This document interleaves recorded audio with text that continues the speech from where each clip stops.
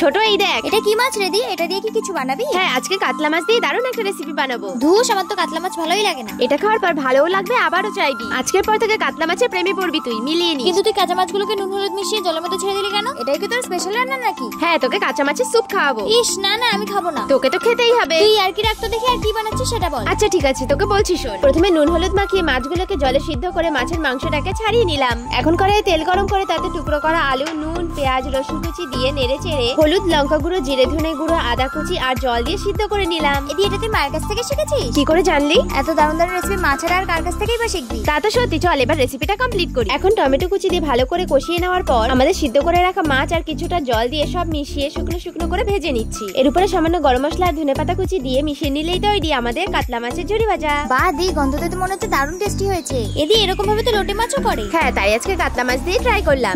এটা তো দারুণ হয়েছে, লোটে মাছের থেকে কোনো অংশে কম নয়।